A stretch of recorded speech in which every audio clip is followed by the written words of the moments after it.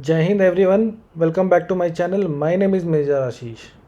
Trump recently अभी UK के दौरे पे थे और वहाँ पर उन्होंने एक बड़ी अनाउंसमेंट करी है कि जो यूके की ट्रुप्स है वो वापस अफ़गानिस्तान में जाएंगी और अफ़गानिस्तान में एक बगराम करके एयरबेस है, उसका कंट्रोल वापस यूएस लेना चाहती है।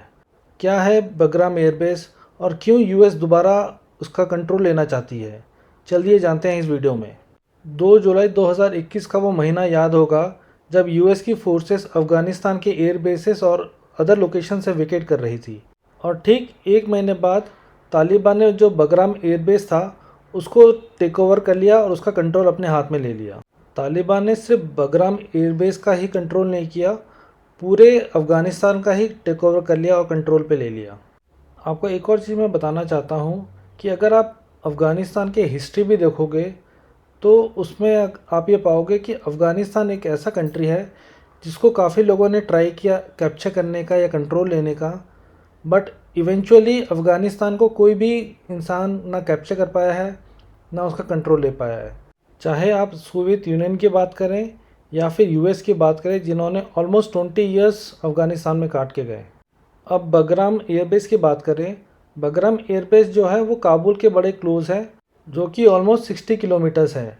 और ये जो बगराम एयरबेस है उसे सोवियत यूनियन ने बनाया था इन 1950s और 1959 में यूएस ने अपना इंटरेस्ट दिखाना शुरू कर दिया था बगराम एयरबेस के लिए। और सोवियत यूनियन का ऑलमोस्ट 1979 से 1989 के बीच में काफ़ी ज़्यादा एग्जिस्टेंस था इस एयरबेस में। और 1990 के बाद ये तालिबान और नदर्न अलायंस के बीच में एक कॉन्फ्लिक्ट जोन बन के रह गया था। और 9/11 के बाद यूएस ने जो बगराम एयरबेस था उसका पूरा कंट्रोल ले लिया और फिर जुलाई 2021 में यूएस ट्रूप्स ने बगराम एयरबेस को वेकेट कर दिया और उसके बाद तालिबान ने पूरे अफ़गानिस्तान में टेक ओवर ले लिया। और 2021 में बाइडन की गवर्नमेंट थी और उसके गवर्नमेंट के जो सेक्रेटरी थे लॉयड ऑस्टिन, उन्होंने एम्फेसाइज़ किया था कि इस एयरबेस को कंट्रोल करने के लिए हमें ऑलमोस्ट 5000 ट्रूप्स की रिक्वायरमेंट होगी। ट्रंप ने जब यूएस की प्रेसिडेंसी जीती थी तो उसके इमीडिएटली बाद उन्होंने कहा था जो उनके प्रेडिसेसर्स है उनका ये डिसीज़न जो बगराम एयरबेस वेकेट करने का था वो बहुत ही गलत था और उससे काफ़ी ज़्यादा यूएस को लॉस होगा। यूके के विज़िट के दौरान ट्रंप ने कहा कि हमारे तालिबान के साथ नेगोशिएशन चल रहे हैं क्योंकि तालिबान को कुछ यूएस से चाहिए और हमें तालिबान से बगराम एयरबेस चाहिए। और ट्रंप का ये भी कहना है, उनका ये क्लेम है कि जो बगराम एयरबेस है वो चाइना के न्यूक्लियर साइट से सिर्फ 1 घंटे की दूरी में है।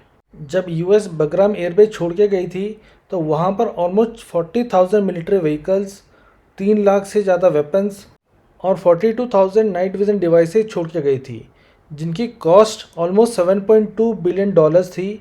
और यूएस ये सारी चीज़ फ्री में और बहुत जल्दी छोड़ के भाग गई थी।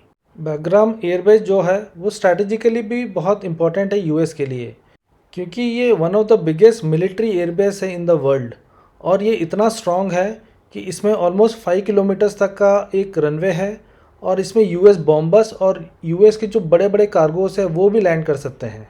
और अगर यूएस को कहीं भी ऑपरेशन करना हो मिडिल ईस्ट के अंदर, चाहे वो ईरान हो, पाकिस्तान के अंदर कहीं हो या फिर यमन हो, ये यूएस मिलिट्री को एक बहुत ही बड़ा फुटहोल्ड देता है मिडिल ईस्ट के अंदर।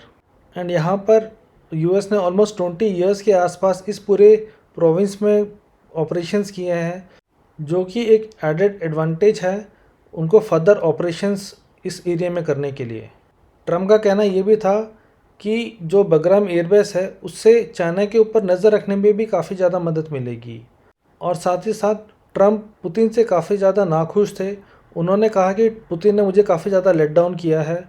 मुझे लगा कि जब ट्रम्प और मेरी मीटिंग हुई थी तो यूक्रेन और रशिया का जो वॉर है विदिन 5 डेज़ ख़त्म हो जाना चाहिए था, जो कि अभी तक नहीं हुआ। और इस स्टेटमेंट ट्रम्प का ये दिखा रहा था कि ट्रम्प काफ़ी ज़्यादा इंसल्टेड फील कर रहे थे कि बीइंग ए बिग लीडर मेरी बात पुतिन ने नहीं सुनी। और जो पीस टॉक था वो फिनिश हो गया और पुतिन अभी भी यूक्रेन के ऊपर बॉम्बिंग कर रहे हैं। आज के लिए इतना ही, फिर मिलेंगे। जय हिंद।